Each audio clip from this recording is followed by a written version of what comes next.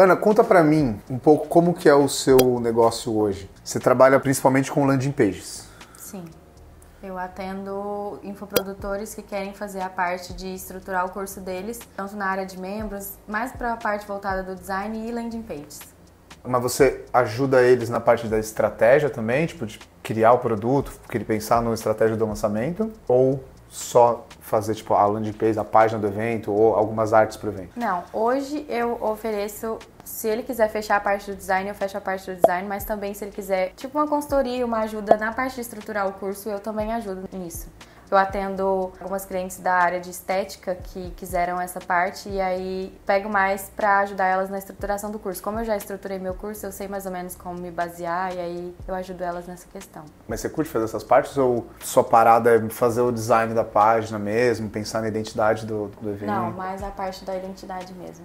Quando você começou da transição de nutrição para o design, você falou lá que você pegou o trabalho com o cara que te vendeu o MacBook.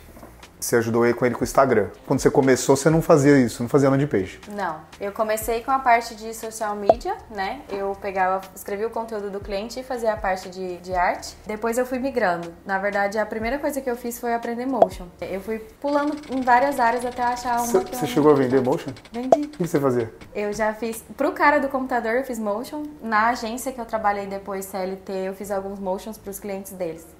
Então, tipo... Fazer que tipo de motion? Pegava uma arte estática, deixa eu pensar, um banner falando de uma promoção. Uhum. Aí fazia um motion Aí lá, fazia a as animação coisas dos mexia, elementos. tipo... Cara, eu fazia, Matheus, quando eu trabalhava na agência, eu trabalhei em uma agência só na minha vida, né? Mas um dos trabalhos que eu mais fazia era isso, cara.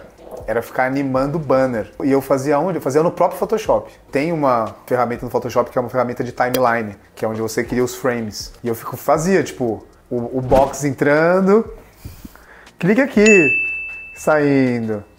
Ficava fazendo, tipo, eu fazia sério, eu pegava, fazia os rascunhos, assim, tipo, uns storyboard, assim, o quadro vai começar assim, depois vem pra cá, depois vem pra cá, aí depois eu ia fazer. Eu já fiz até um de um delivery que o cara entrava com a motinha e saía, era tipo isso. Vai, fala que não.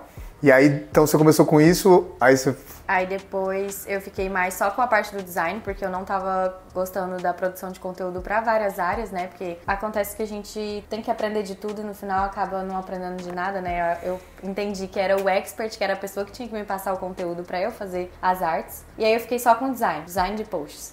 E aí depois comecei a aprender LP, aprendi pelo YouTube mesmo sozinha e comecei a oferecer esse serviço. Apareceram os primeiros clientes. Falei, vou focar nessa parte. Por que você parou na landing page? O que te atraiu nesse tipo de serviço? Eu acho que o fato de ter que montar a estrutura dentro do lançamento com a identidade da pessoa, não ficar sendo aquela coisa constante, que cada projeto era uma coisa diferente, então, tipo, me instigava mais a querer fazer os projetos, das novidades. Cada hora chegava um tipo de lançamento diferente, às vezes coisa temática, de poder ter várias possibilidades para criar. Você é ziquinha do que? WordPress?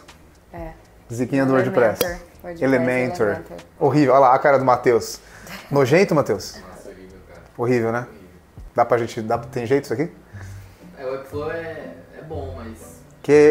Vai falar do Webflow você não. Você tá falando várias marcas aqui sem nenhum patrocínio. Eu acho que o Webflow devia patrocinar a gente. Não sei se eles têm... Eles não devem ter nada no Brasil ainda. Mas faz sentido. Pode ter. Pra nós. Pode ter, né? Tá aqui, ó. Eu já falei pra você do Webflow. Você vai curtir pra cacete se você mexer. Agora eu tô migrando pra fazer as páginas do Figma, né? Eu fazia tudo pelo Photoshop. O e aí Figma e o Webflow, ó, são assim, meu. Sabendo. Legal. Desde quando você chegou na landing page, viu que era isso que você gostava, até você sentir que você estava meio estagnada, que você começou a se sentir que seu posicionamento precisava de algum trabalho, quanto tempo foi? Cara, eu acho que foi uns 8 meses. Eu fiquei atuando com isso e aí eu sempre produzi conteúdo no Instagram desde que eu comecei, né? E aí eu queria mais falar para outro público, tipo, eu queria oferecer serviço, mas eu gostava de falar com os designers na minha produção de conteúdo. Pensei em relação a me posicionar de uma forma diferente. Aí eu dei uma... Então foi tipo... Você gostava de falar com designers, Sim.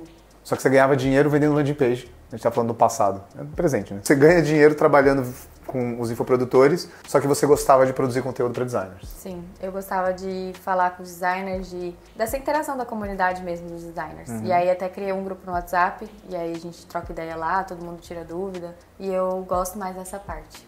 É por isso que você começou a perceber que você precisava mudar. Sim, mudar meu posicionamento para começar a ter uma direção certa ali para falar com eles e achar um assunto específico. E me diz uma coisa, você tem intenção de parar de fazer landing page? Porque a gente está fazendo. Eu acho que eu não vou parar de trabalhar, porque eu gosto de trabalhar com design, eu quero continuar criando. Não. Veja bem. Não, então, tô raciocinando isso agora. E desde o início, assim, eu gostei de produzir conteúdo para ter interação com os designers e eu ensinava tudo que eu aprendia, né? Aí o conteúdo foi mudando também. Eu fui falando mais de página, de web. Agora deixa eu fazer uma pergunta de curiosidade pessoal. Todo mundo, não sei, mas a grande maioria das pessoas que eu converso tem problema para produzir conteúdo, falam que não se sentem prontas. Eu não sei tudo, ou eu não me sinto capaz de falar ainda. A que você deve essa sua postura aberta de, tipo, vou falar enquanto aprendo?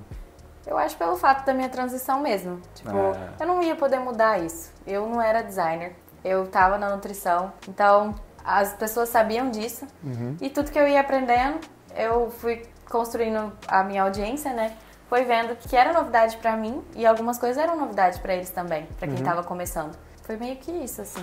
E uma coisa que eu acho interessante a gente falar aqui, que foi assim, no começo, a gente sabe que você já veio sem muitos dos vícios do segmento, então você já saiu vendendo pro primeiro cara que te vendeu um MacBook, mas no começo, como que você atraiu os primeiros clientes? Olha, no começo eu ia atrás, por prospecção ativa mesmo. Tipo, eu oferecia pra familiar, falava pra todo mundo que eu fazia, né? O máximo de pessoas que eu conseguia falar que eu tinha mudado de área, que eu tava fazendo design, eu falava. E aí eu também, teve uma época que eu ia dentro dos perfis de pessoas que trabalhavam com quem produzia conteúdo e eu sabia que eu fazia o design dos posts. E eu entrava nos comentários e via as pessoas que tinham os Instagrams ali que estavam produzindo conteúdo e abordava elas. Falando do meu serviço e tudo mais. Não de uma forma muito pra incomodar a pessoa, mas eu gerava algum valor ali e vendia meu peixe. E depois quando eu comecei... vendedora, Matheus?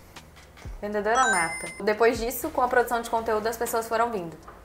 Aí esse é o ponto. Tá, então, aliás, 2 pontos. Primeira coisa importante. Sempre me perguntam, porra, Lona, como é que eu começo? Se você tivesse que começar hoje, o que você faria? Eu sempre respondo, sai na rua. Sai na rua e encontra alguém que você pode ajudar. Sim.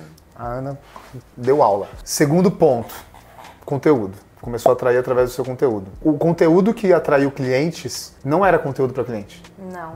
E é uma dúvida que todo mundo pergunta, tipo, eu preciso produzir conteúdo para designers, mas eu queria produzir conteúdo para atrair clientes. E eu sempre falo, gente, eu sempre produzi conteúdo para designers e meus clientes vinham disso.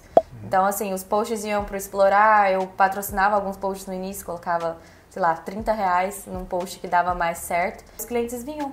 Por isso mesmo, porque trazia autoridade. Então as pessoas comentavam, falavam do meu trabalho, os próprios designers, e aí os clientes queriam contratar. Porque quem contrata não segue, né? Mas Não. vê a movimentação que o seu conteúdo gera. Tem a parte estética também, porque afinal de contas somos designers gráficos, então também isso também atrai. A galera se identifica com o seu design e quer aquele trabalho pro perfil delas, né? Muita gente chegava pra mim falando, nossa, eu queria fazer um perfil igual o seu. Faz pra mim o seu? Eu, não, vamos pensar no seu nicho, no seu público, mas a gente faz um design da forma que você quer. Então, assim, tem muito dessa parte estética também, né? Sim. E aí, agora você tá nesse momento onde a gente tá juntos, estudando como que vai ser os seus próximos passos. Hoje, nesse projeto que a gente tá fazendo juntos, qual que é o desafio que você acha que a gente pode te ajudar mais, né? Qual que é aquela dor, o desafio que estava mais latente para você? Fez você ir travando com o tempo? Eu acho que é a questão mesmo de ser generalista. Eu queria encontrar um nicho específico para falar para os designers. Perfeito. Então a gente percebe que é uma sequência natural, é uma linha do tempo. Você começou a fazer conteúdo a partir do que você sabia, do que você estava aprendendo. Naturalmente, o seu conteúdo do que você estava aprendendo era para outros designers que tinham interesse em aprender as mesmas coisas. Você foi crescendo até você perceber que dentro disso você poderia ser mais específica. Sim. Dentro disso você poderia ser lembrada por alguma coisa. Sim, foi dessa forma. Eu senti essa necessidade. Eu já não queria tanto falar sobre os meus processos o que eu estava aprendendo. Eu queria ensinar de uma forma diferente, eu queria ter algo mais específico para me aprofundar. Perfeito. E poder falar sobre isso. Show. A gente está falando que você quer se comunicar de forma mais precisa com os designers. Você gosta dessa comunidade, você quer fazer conteúdo para eles. E a gente está buscando um posicionamento específico para você falar com eles. Sim. Certo? Diante de tudo que você já passou, motion, web, enfim, social, o que você se vê ensinando para os designers?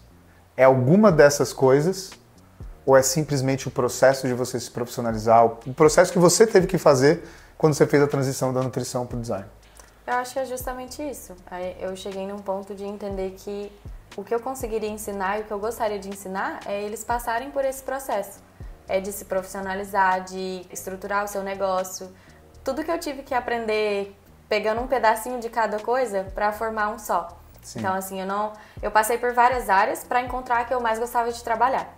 Mas trabalhando e tendo resultado dentro dela, eu gostaria de ensinar as outras pessoas a tanto entender que eles têm que passar por outras áreas para achar o que eles querem, mas como se estruturar para conseguir serem bons e fazerem e atrair os clientes deles dentro do que eles escolheram. É basicamente ensinar os designers a vencerem os próprios vícios do segmento, que é o que eu fico falando, cara. Você passou por cima das maiores dores que os designers enfrentam no mercado. Questão de se ver como negócio, de vender, de produzir conteúdo, de fato com consistência, né? Então eu acho que eu, conversando, conhecendo você agora durante o projeto, eu sei que essa sua capacidade, essa sua praticidade, né? Esse negócio de você pegar, olhar e fazer, sem ficar questionando, sem ficar vendo, é de fato algo que os designers precisam. Como que você se sente? A gente costumava brincar nas imersões do cajado. A história do cajado. Qual que é a história do cajado? O posicionamento é um cajado. Você tem que carregar o seu posicionamento. Então, se você é o cara, no meu caso, se eu sou o cara do business do design, eu carrego o cajado do business do design. Esse cajado não me é pesado, ele não me incomoda. E eu gosto de balançar esse cajado aqui, ó. Porque eu acredito nele. O seu cajado, sendo esse, que não está definido ainda 100%, mas pelas nossas conversas, essa sua capacidade de estruturação de negócio, de montar plano de ação, de pensar como que o designer vai transitar no mercado. É um cajado que você sente pesado, que você sente que você consegue, de fato, carregá-lo? Como que fica isso para você? Então, durante todas as reuniões a gente pensou em várias possibilidades, né? Sim. E aí quando a gente chegou nessa questão, nesse cajado, eu senti que pra mim seria mais leve. Por quê? Porque é algo que eu passei. Não é muito difícil você ensinar algo que você viveu e que você teve que fazer todos os dias. Sim. Não é algo que eu vou aprender com alguém. Não, é o que eu passei e que eu consigo transmitir. Então, pra mim seria mais fácil colocar num papel, colocar num conteúdo esse tipo de informação pra ajudar os designers. Eu acredito que seja mais leve pra mim. Ah, que ótimo. Eu tenho certeza que o mercado vai se beneficiar muito. Estamos de volta, eu, Ana, Projeto Vitória, mesmo cenário. Sim, estamos gravando vários vídeos juntos, não moramos na mesma cidade e é assim que as coisas funcionam. Mas hoje a gente vai falar sobre o meu conteúdo do Instagram. É isso, a gente vai falar sobre conteúdo no Instagram, mais precisamente sobre um Reels que a gente está planejando fazer juntos, para falar sobre o Projeto Vitória. A gente achou que seria legal a gente documentar essa conversa que a gente vai ter.